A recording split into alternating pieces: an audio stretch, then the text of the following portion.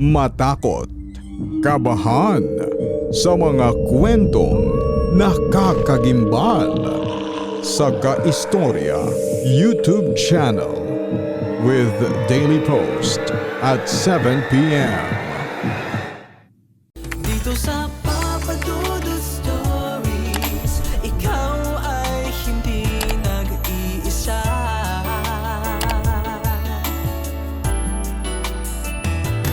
Dito sa Papa Dudut Stories, may nagmamahal sa'yo. Papa Dudut Stories. Papa Dudut Stories. Dear Papa Dudut, sa lahat po ng mga nakatutok ngayon, huwag pong kalimutan mag-like, mag-share at mag-subscribe. Maraming salamat po sa inyong lahat.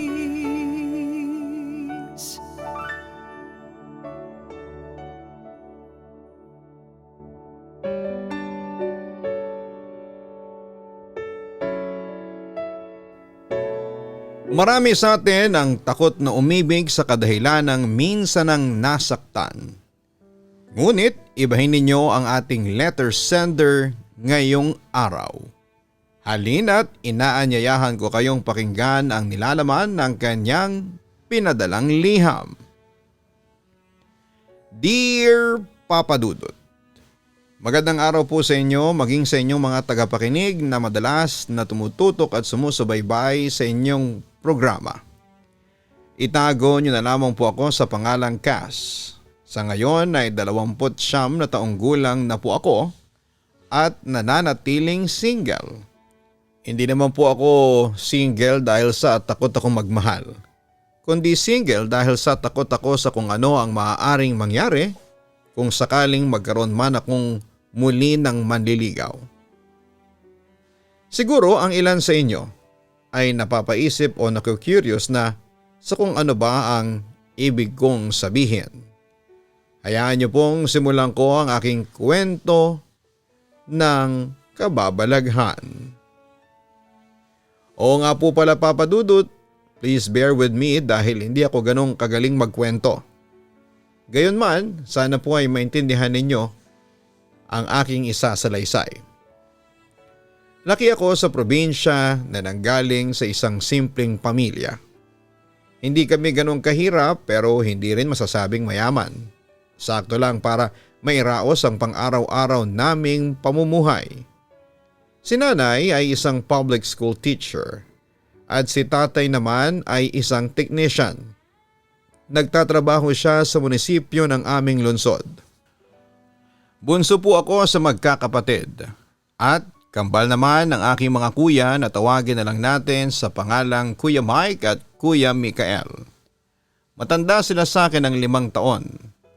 At malayo po ang naging pagitan namin dahil akala noon nila nanay at tatay ay mahihirapan na silang sundan ng mga kuya ko. Sabi pa nga ng mga doktor Papa Dudut ay suwerte na raw sila. Nakambal ang una nilang anak. Maselan daw kasi kung magbuntis si nanay at sa kabutihang palad ay lumaki naman kaming malulusog at maayos Papa Dudut. Ang susunod na isasalaysay ko ay ayon sa kwento ni nanay nang makauwi siya galing sa ospital matapos niya akong ipanganak. Ayon sa kanya, pagtapak niya pa lamang sa bahay ay may kakaiba na siyang naramdaman na dati-rati ay wala naman. Idagdag pa raw na bigla akong umiyak at halos ilang minuto rin bago kumalma. Kwento pa ni nanay kahit na anong gawin nilang pagpapatahan sa akin noon ay hirap silang patigilin ako sa pag-iyak.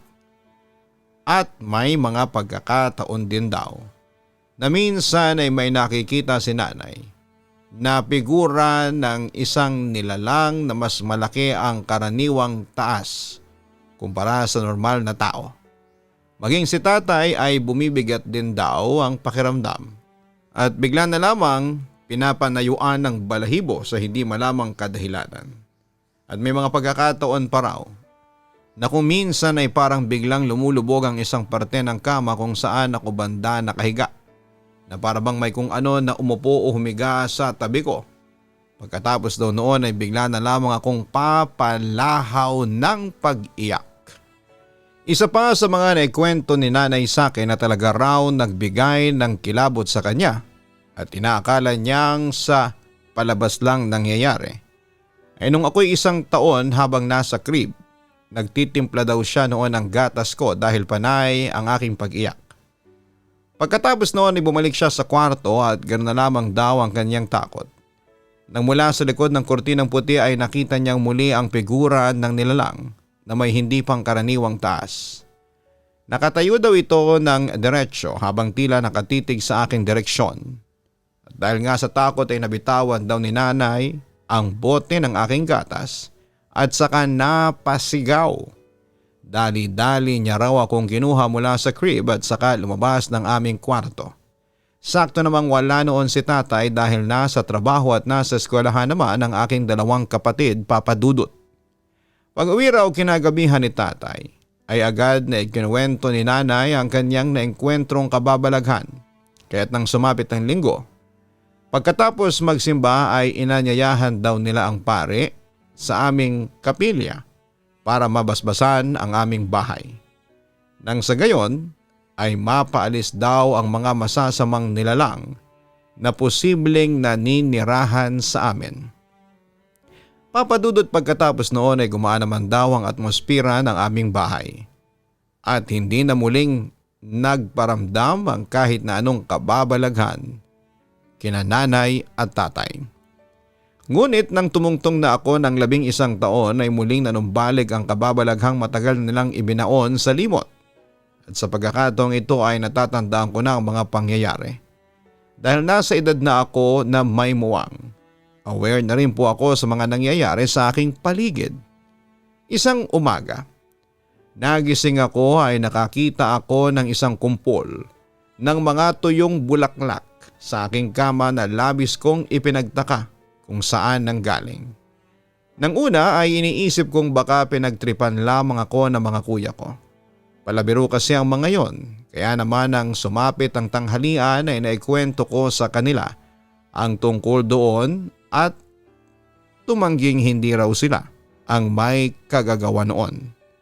Bakit ka naman bibigyan ng tuyong bulaklak? Sabi ba ni Kuya Mikael sabay tawa. Oo nga, pwede namang mga ipis. Para pagising mo pa lang, bad trip ka na sa amin. Sabi naman ni Kuya Mike sabay nakipag-appear kay Kuya Mikael. Imbis na mainis ay natawa na lamang ako at pagkatapos noon ay sinaway sila ni Mama. Papadudot, mawawala na sana sa isipan ko ang tungkol sa mga tuyong bulaklak na natanggap ko ng araw na yon, ngunit kinabukasan ay meron na naman. Doon na nga ako kinabahan. Gayunman ay pinili ko na lamang na manahimik at huwag nang ipaalam sa kanila, kina nanay ang tungkol doon. Ngunit hindi ko maiwasang mapatanong, saan kaya nanggagaling ang mga tuyong bulaklak na yon? O mas tamang sabihing, kanino galing?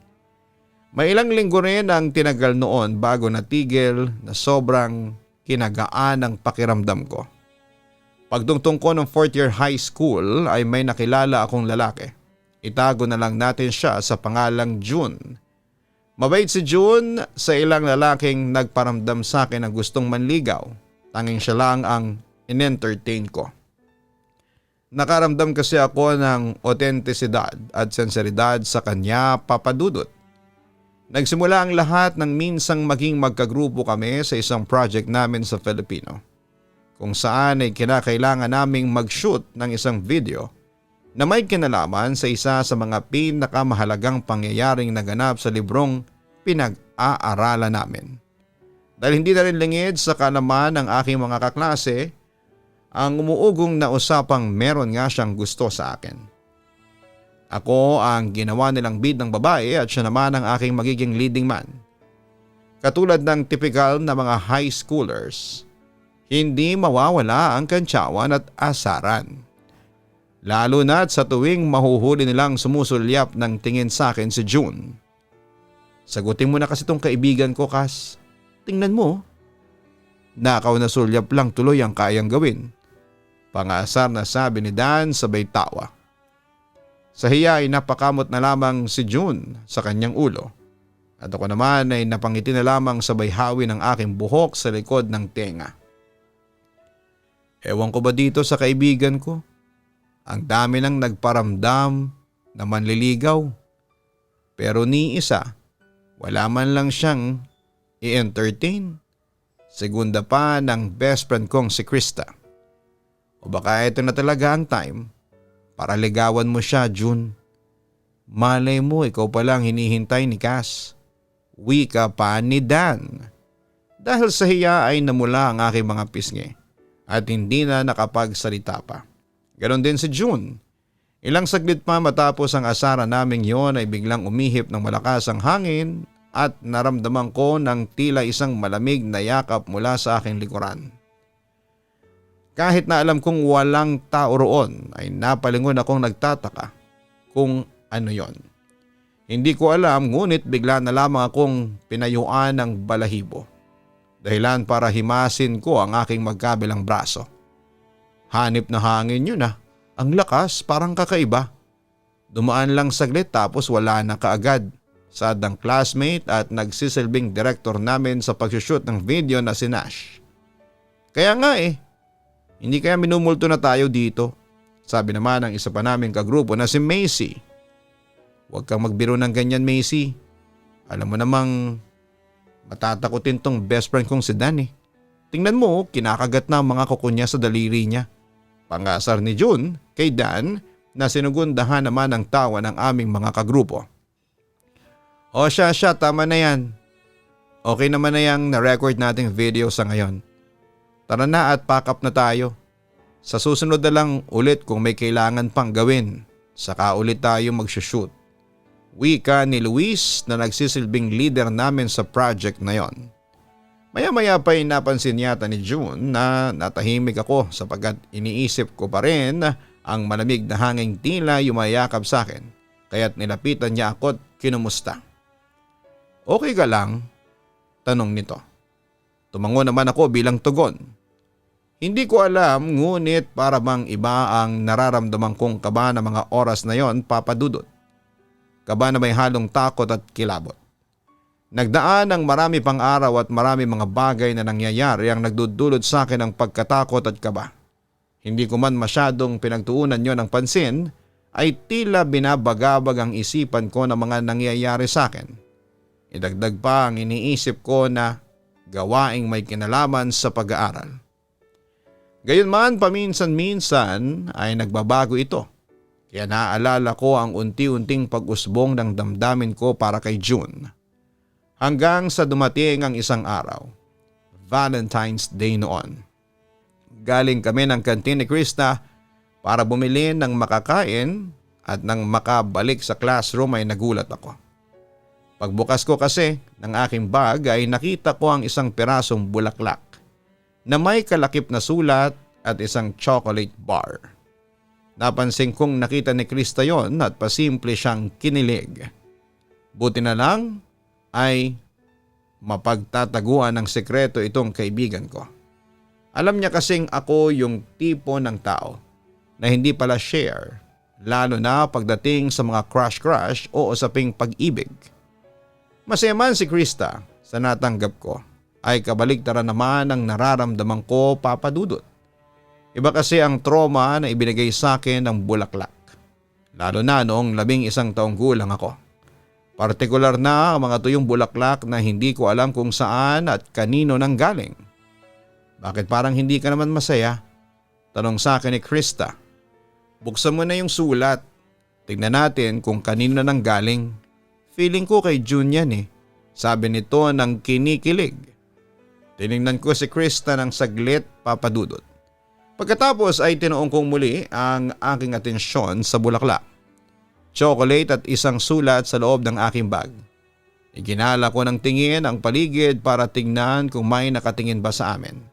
Ayaw ko kasing maging center of attraction o pag-uusapan. Kaya minabuti ko muna na walang makakita sa akin na may nagbigay ng ganon. Wala rin si June sa loob ng classroom, siguro ay nasa labas dahil break time pa. Humugot ako ng isang malalim na hininga. at kinuha ang sulat na nasa loob ng aking bag. Nakadikit yon sa bulaklak na mabilis ko namang natanggal. Binuklat ko yon at nakiusyoso naman si Krista sa nakasulat.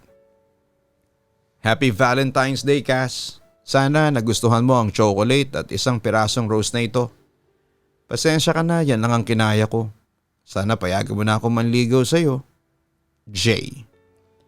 J ang initial ng pangalan. Sabi ko sa iyo si June yan eh.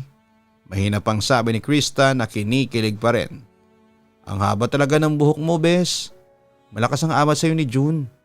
Dagdag pang sabi nito. Papadudot na kahinga naman ako ng maluwag nang makumpirma kong kay June nga galing ang mga yon. Pagkatapos ng klase ay pinauna ko na si Krista na umuwi dahil bala kong kausapin si June. Sinabi ko sa kanya na magkita kami sa may tambayan sa labas ng school malapit sa isang malaking puno. At gaya nga ng inaasahan ay dumating siya, papadudot.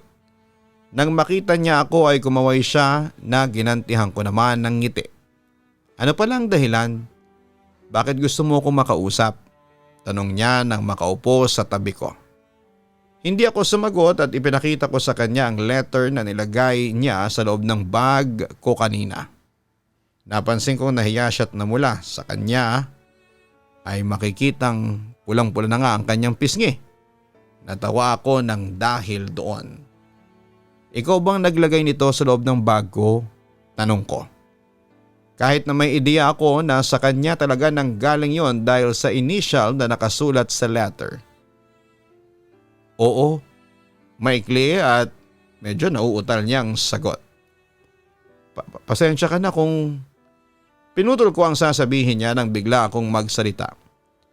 Alam mo June, hindi importante sa akin kung gaano kamahal o kamura ang ibinigay ng isang tao sa akin. Ika nga ng isang kasabihan sa Ingles, it's the thought that counts. Wika ko. Napangiti siya at tinitigan ako sa mata. Ilang segundo ring tumagal ang titig niyang yon nang muli akong magsalita, papadudot. Oo nga pala, nakasulat dito sa letter mo na sana'y payagan na kitang manligaw sa akin. Oo. Alam mo naman na siguro na simula pa lang nung unang araw na maging magkaklase tayo nitong 4th year gusto na kita. Naiya lang talaga akong gumawa ng moves. Bukod kasi sa torpe ako, pakiramdam ko wala akong pag-asa sa'yo. Mahabang pagsasalaysay pa niya. Napakunot noo ako bago nagsalita. Paano mo naman nasabing wala kang pag-asa? Hindi mo pa nga sinusubukan eh. Sumuko ka na kaagad? Sagot ko. Wala lang, syempre hindi ka katulad ng ibang babae dyan. Ewan ko ba kung paano ko ipapaliwanag pero iba ka talaga sa lahat ng nakilala kong babae. Sus bolero, narinig ko na rin yan sa mga palabas na napapanood ko, natatawang wika ko. Hindi kita binobola ha. Totoo ang sinasabi ko, depensa niya. Oo na, sige na. Hindi ka na nang bobola at oo na. Pumapayag na akong manligaw ka sa akin. Napansin ko ang panlalaki na mga mata niya sa mga sinabi ko. Ano, tama ba yung narinig ko? Pumapayag ka nang manligaw ako sa iyo? Paninegurado pa niya. Oo, hindi ko na uuliting sabihin na isang beses lang, once is enough no? Natatawang wika ako pa. Yes, saad naman ni June na napapatalon sa sobrang tuwa. Sinaway ko naman siya dahil nahiya ako sa mga taong dumaraan na nakakita sa amin. Gayunman ay sobrang saya rin ang pakiramdam ko dahil yon ang unang beses na pumayag akong may manligaw sa akin. Papadudot ilang buwan ang tinagal ng panliligaw sa akin ni June at natuwa ako dahil mas lumalim pa ang pagkakakilala ko sa kanya simula noon. Ngunit kasabay ng panliligaw na yon ay siya ring pagdalaw ng masamang panaginip sa akin gabi-gabi. Madalas akong bangungutin at sa panaginip ko ay may isang nilalang na hindi karaniwan ang taas sa normal na tao. Itim na itim ang kanyang buong katawan at namumula naman ang kanyang mga mata. Halatang galit na ekspresyon sa kanyang mukha at lagi niyang sinasabi, ang mga salitang hindi ka pwedeng mapunta sa iba. Akin ka lang. Minsan ay napaisip tuloy ako. Hindi kaya yon ang nilalang na minsan nang nakita ni nanay noong baby pa ako.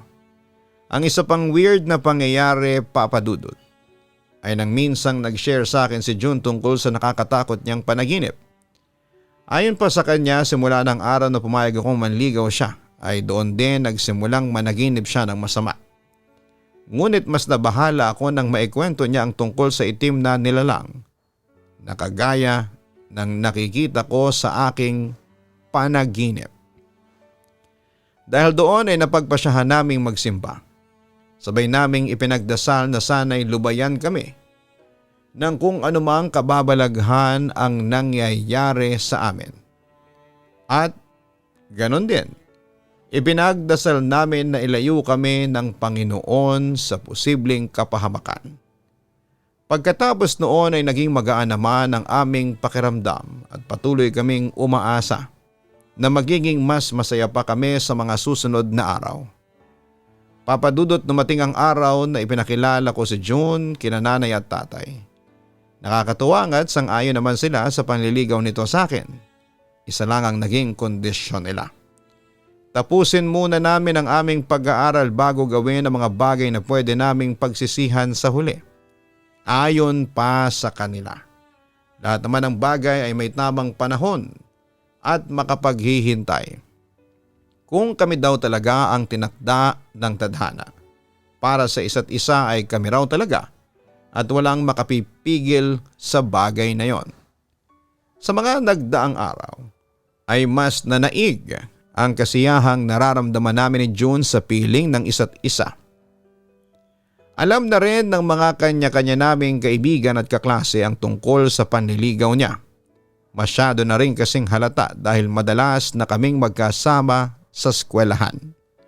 May mga Sabadong gumagala kaming dalawa sa pasyalan sa aming probinsya at natutuwa ako dahil kahit na kaming dalawa lang, ni minsan ay hindi naisipan ni June na mag-take advantage sa aking pagkababae. Tao lang naman kami, maaaring madala sa tukso. Lalo na sa edad namin noon ng mga teenagers, ngunit mas nanaig ang pagiging maginoo at marespeto ni June at isa yon sa mga bagay na talagang hinangaan ko sa kanya. Papa Dudut, akala ko ay puro saya na lamang ang mararanasan ko ng mga panahong nanliligaw sa akin si June. Ngunit ang lahat ng yon ay akala ko lang pala. Isang masamang balita kasi ang natanggap ko mula sa kanyang ina isang umaga. Ayon dito, wala na raw si June. At basta na lamang itong hindi nagising. Sabi daw ng doktor ay bangungot ang kinamatay nito. Pero bago pa mangyari yon, ay naikwento raw nito sa kanyang ina na tumitindi ang panaginip nito tungkol sa maitim na nilalang. Bagay na isang beses niya lamang nabanggit sa akin. Sa tuwing magkasama kasi kami ay mga plano namin sa future ang madalas naming pinag-uusapan. Gaya ng sana ay makatapos kami ng college at maging successful engineers kami. Siya na rin kasi ang nagsabi na gusto niya na positibo lang ang pinag-uusapan, kaya naman hanggat maaari ay iniwasan namin ang mga bagay na makapagdudulot ng negativity. Kwento pa ni Tita Sally, na nanay ni June, may pagkakataon daw na bigla na lamang sumisigaw ito isang madaling araw sa kanyang kwarto. At nang tanungin ng kanyang mga magulang kung ano ang nangyari dito ay sinabi nito na binangungot siya. Naikwento rin ni June sa kanyang ina na kung minsan ay nahihirapan siyang huminga lalo na't kapag nananaginip siya ng masama sa kanyang pagtulog. Sobra ang naging pag-iyak ko sa bawat araw na dumaan, Papa Dudut. Imagine, 3 weeks na lang ay matatapos na kami sa 4th year high school at pagkatapos namin ay bala ko na siyang sagutin para maging opisyal ko na siyang nobyo. Ngunit naging biglaan ang kanyang pagkawala. Nang sumapit ang linggo ay tuluyan ng hinatid si June sa kanyang huling hantungan. Naging sobrang sakit para sa akin ang tagpong yon, Papa Dudut. Alam niya ng mga taong nasa paligid ko at dumamay sa akin ang mga sandaling yon. Ngunit inisip ko na kung masakit para sa akin ang pagkawala niya, ano pa kaya ang mga nararamdaman ng magulang niya? Nang sumapit ang aming graduation ay nagkaroon ng mataimtim na panalangin inalay para kay June. Mahirap, masakit, pero kailangan kong magpatuloy. Alam ko kung kasama ko pa siya ay hindi niya gugustuhin na magmukmuk lamang ako at gusto niya ay palagi akong masaya. Hanggang sa isang pangyayari ang nagbigay sa akin ng kilabot. Nang isang gabi ay muli akong managinip ng masama. Sa panaginip ko ay naroon si June, umiiyak siya, papadudot, sumisigaw siya ng tulong at tinatawag niya ang pangalan ko. Sa likod niya ay naroon ang itim na nilalang na dati ko pang nakikita sa aking panaginip. Nang tangkain kong lapitan si June ay bigla na lamang silang nawala at doon ako tuluyang nagising. Ilang gabi ko ring napanaginipan ang bagay na yon at nabanggit ko nga kina nanay at tatay ang tungkol doon. Ngunit sabi nila marahil ay dala lamang yon ng labis na pag-aalala ko sa nangyaring pagkamatay ni June. Ipinayo pa nila na huwag ko na lamang daw kalimutang ipagdasal si June para maging maayos ang paglalakbay ng kaluluwa niya patungo sa liwanag. Dahil nga sa mga naranasan kong paulit-ulit na pagpapakita ng itim na nilalang, ay sinamahan ako nila nanay at tatay sa isang manggagamot na may kinalaman sa pagtataboy ng mga supernatural entity.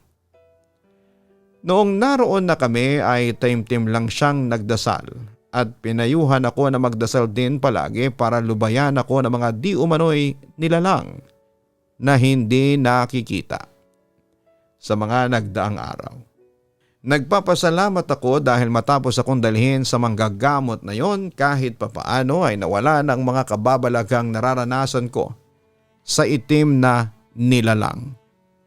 Nang tumungtong ako ng kolehiyo gaya ng napag-usapan namin noon ni June ay kumuha ako ng kursong engineering.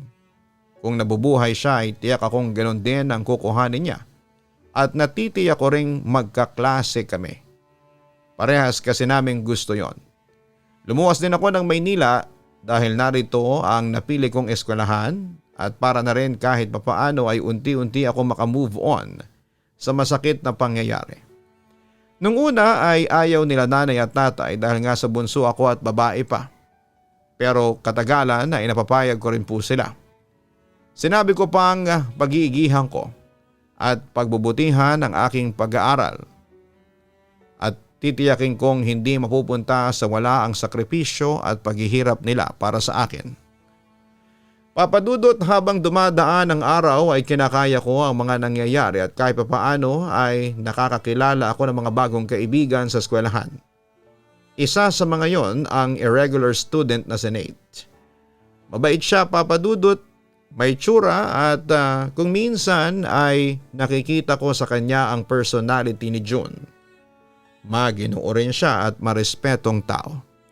Habang tumatagal ay lumalalim din ang pagkakakilala namin sa bawat isa. Nang dahil doon, umusbong ang naramdaman ko para sa kanya. Gusto mo na, no? Minsang sabi ni Krista nang mag-decide kaming gumala at pumunta sa isang coffee shop. Katulad ko ay sa Maynila din nag-aral si Krista. Fashion design naman ang kinuha niyang kurso dahil may pagkakikay siya at magaling ding manamit. Humigop ako ng kaunti sa kape na in-order ko bago sumagot sa katanungan niya. Siguro? Oo. Hindi ko alam, naguguluhan pa ako eh. Naguguluhan? Bakit naman? Basta. Alam ko na. Hindi ka naguguluhan. Natatakot ka, no? Bigla ay sabi pa ni Krista. Napatingin ako sa kanya, mata sa mata. Ilang segundo ang lumipas bago ako makapagsalitang muli. Siguro? Oo, utal kong sagot. Hindi ba sabi mo, matagal nang hindi nagpaparamdam ang nilalang na napapanaginipan mo? Dinala ka noon sa manggagamot ng parents mo, hindi ba? Wika nito. Oo, maikling tugon ko. Yun naman pala eh. Ano pang kinakatakot mo? At saka nasa Maynila tayo, bes. Siguro naman hindi ka nasundan dito, no? Litanya pa niya. Papadudot, alam ni Krista ang tungkol sa nilalang na tila ba sumusunod sa akin simula nung bata pa ako. Naikwento ko na kasi sa kanya ang lahat ng mga kababalaghang naranasan ko mula noong sanggol ako hanggang sa magdalaga. At parehas kami ng hinala na baka kaya nawala si June ay dahil na rin sa nilalang na yon. May suspetsa pa nga si Krista na baka raw may gusto sa akin ng nilalang na yon at hindi ito pumapayag na may manliligaw sa aking iba. Kapag iniisip ko tuloy yon ay talagang ginagapangan po ako ng kilabot. Sa totoo lang kasi ay yun din ang naisip ko noon. Matapos nga ang ilang bagay na napag-usapan namin ni Krista ay tuluyan na kaming lumabas ng coffee shop para mag-window shopping sa mall na malapit doon. Patawid na kami noon ng isang matandang babae ang nakabangga sa akin, Papa Dudut. Hindi naman sa panghuhusga. Ngunit nakakatakot ang forma ng matandang yon. Nakabistida siya ng itim at ang kaliwang mata niya ay puting-puti na dahil sa katarata. Sa ulo niya ay may nakasaklob ding kulay itim na balabal at kapansin-pansin ang kulubot niyang balat. May ilang segundo rin kaming nagkatitigan bago ako humingi ng paumanhin sa kanya habang inaalalayan ko siya dahil muntikan na siyang matumba. Sorry po, Nay. Paghingi ko ng tawad, Papa Dudut. Okay lang ba kayo? Tanong pa ng kaibigan kong si Krista. Hindi agad sumagot ang matanda at nanatili itong nakatitig sa akin. Hindi ka niya lulubayan, Iha. Nakakapit na siya sa'yo. Magdasal ka at mag-ingat ka. Makahulugang sabi nito bago tuluyang maglakad papalayo. Sinundan ko ito ng tingin hanggang sa tuluyan siyang mawala sa karamihan ng mga tao. May ideya naman ako sa kung ano ang tinutukoy niya, Papa Dudut. Marahil ay tungkol yon sa itim na nilalang. Ngunit ang paulit-ulit na umaalingaw-ngaw sa isipan ko ay ang katagang sinabi nito. Hindi ka niya lulubayan, Iha. Nakakapit na siya sa'yo. Hanggang sa sumapit ang gabi ay hindi mawala sa isipan ko ang sinabi niya. Inumaga na nga ako ng tulog dahil doon. Lumipas sa mga araw na nawala na sa isipan ko ang tungkol doon at masyado na rin kasi akong overwhelmed sa mga school-related stuff at mga bagay na dapat ay mas pagtuunan na ng pansin. Habang lumilipas din ang araw ay mas lalong lumalim ang pagiging malapit namin ni Nate sa isa't isa. Nasa stage na kami na masasabi kong meron kaming pagkakaintindihan. Sa school ay lagi na kaming magkasabay kumain at madalas ay magkatabi rin ang aming upuan kapag nasa classroom. Umaabot nga sa punto na naiintriga na rin ang ilan sa mga malalapit kong kaklase. Tinatanong nila kung nanliligaw ba sa akin si Nate o di kaya'y hindi ko lang daw sinasabi. Pero baka kami na raw. Dahil hindi ko rin naman alam kung ano ba ang tunay na namamagitan sa amin. Hindi na ako sumasagot o nagbibigay ng detalye sa kanila. Ako lang din naman kasi ang nag-iisip na nasa MU stage na kami ni Nate. Malay ko ba kung para sa kanya ay friendly gestures lang ang lahat ng ginagawa niya. Gayunman, lahat ng agam-agam ko ay nawala nang minsang isang Sabado ay niyaya niya akong kumain sa labas. Dahil matagal na rin naman akong hindi lumalabas tuwing weekends, pinaunlakan ko na ang paanyaya niyang yon.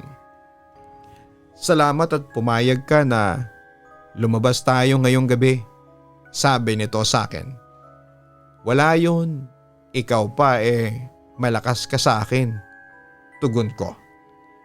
Papadudot ng gabing yon, hindi ko ini-expect na magtatapat siya sa akin ang kanyang nararamdaman at magpapaalam na manligaw sa akin.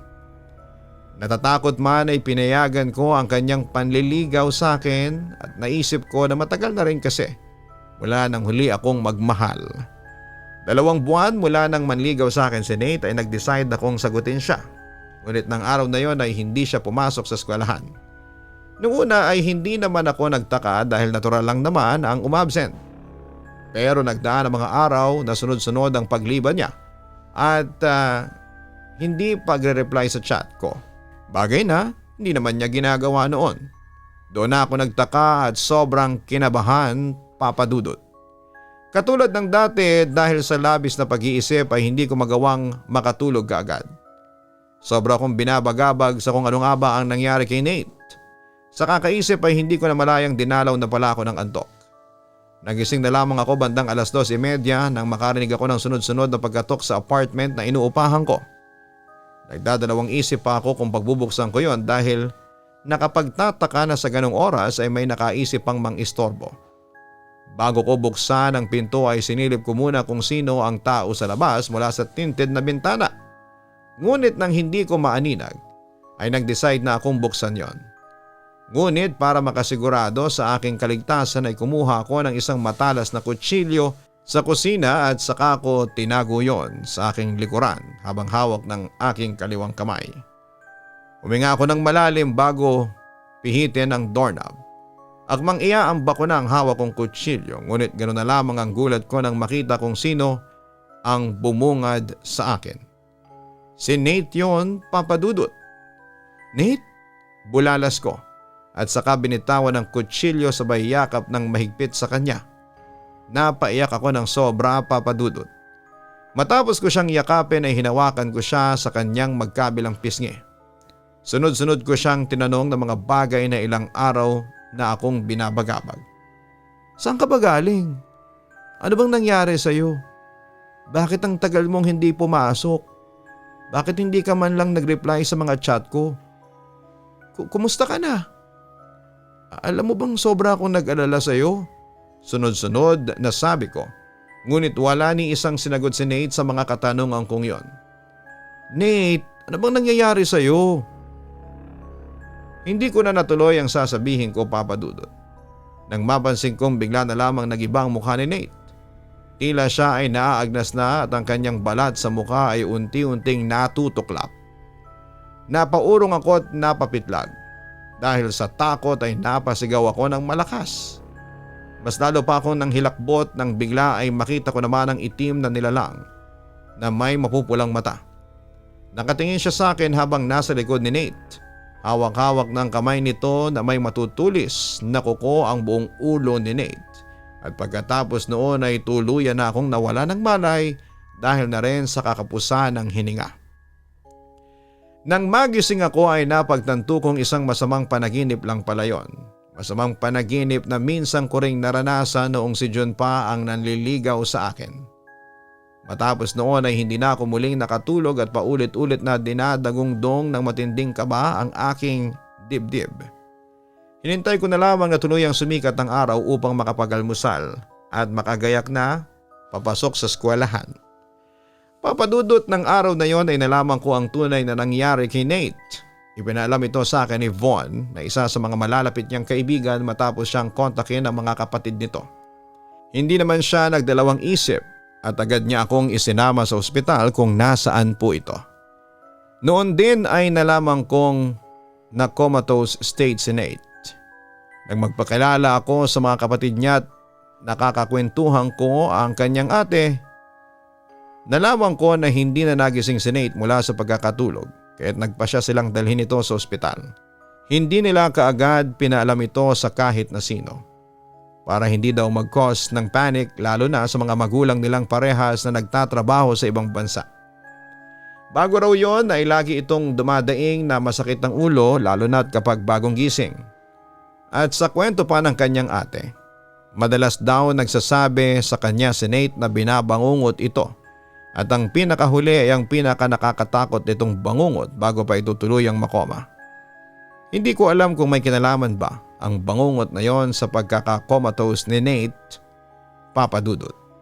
Pero nang marinig ko ang kwento ng kanyang ate, ay hindi ko maiwasang isipin na kaparehas yon na nangyari kay June na binangungot at hindi na nagising mula sa pagkakatulog.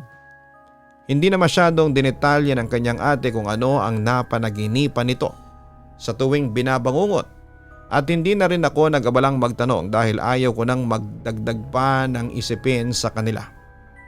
Partly ay iniisip ko rin na baka may kasalanan ako kung bakit nangyari yon kay Nate.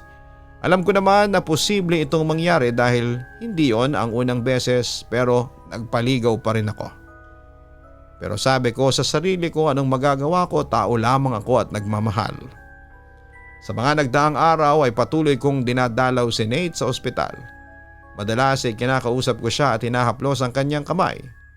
Nagbabaka sakaling isang araw ay magising siya at maituloy na namin ang aming pag-iibigan. Ngunit hindi na mangyayari yon, Papa Dudut. Tuluyan na kasi siyang sumuko at namaalam. Sobra ang sakit na idinulot sa akin noon. Kaparehas ng sakit na minsan ko nang naranasan sa una kong manliligaw na si June. Simula nang mangyari yon ay nangako ako sa sarili ko na wala na akong ibang ipapahamak na lalaki. Kaya't hindi na ako muling nagmahal. Takot na akong magmahal dahil nakamamatay ang aking pag-ibig. Papa Dudut, sa ngayon ay kontento na po ako kung ano ang meron ako at wala man akong nobyo ay nandyan naman ang aking pamilya at kaibigan kong si Krista na palagi kong nalalapitan sa oras ng pangangailangan. Sa ngayon ay dasal na lamang ang aking kinakapitan upang lubayan ako ng kung anuman na nilalang na tila nakakapit na sa akin at hindi pumapayag na magkaroon ako ng lalaking mamahalin. Hanggang dito na lamang po ang aking liham, Papa Dudut. Maraming salamat po sa inyo at naging malaking tulong po ang pagsusulat ko ng liham na ito. Nang sa gayon ay mailabas ko ang panandalian at takot na aking nararamdaman at nararanasan. Lubos na gumagalang, Cass.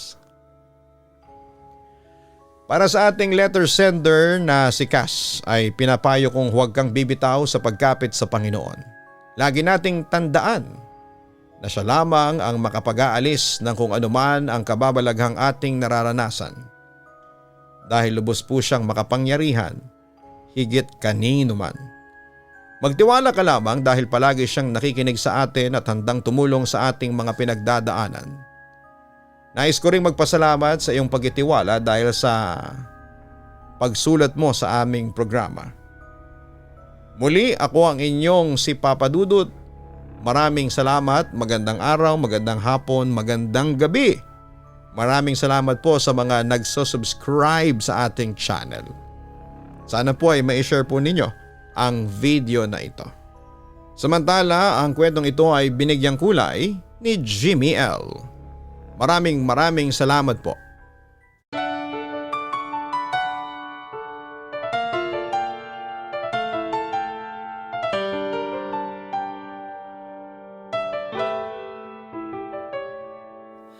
Ang buhay ay mahiwaga, laging may lungkot at saya. Sa Papa Dudut Stories, laging may karamay ka.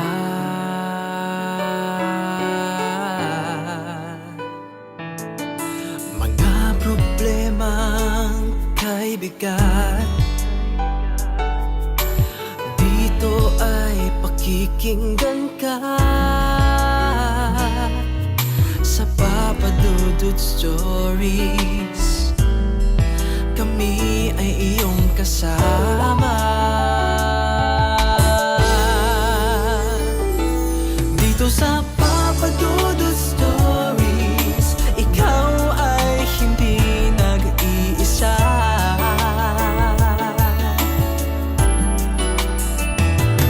Dito sa Papa Dudut Stories, may nagmamahal sa'yo.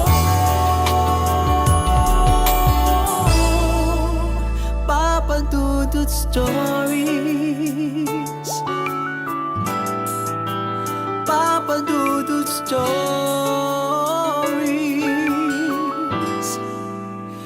Papa Dudut Stories.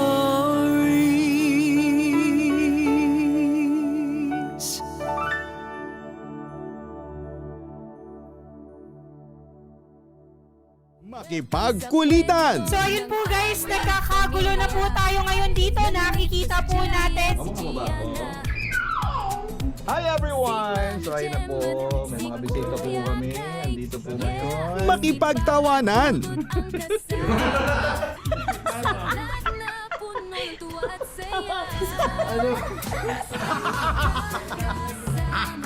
At minsan, makipag-iyakan. Lagyan na ng gamot. si Gian, sabi niya, Ama, tanggapin mo ang kapalaran ng iyong ama. sa Papa Dudut Family YouTube channel. Subscribe na! Dito sa Papa Dudut's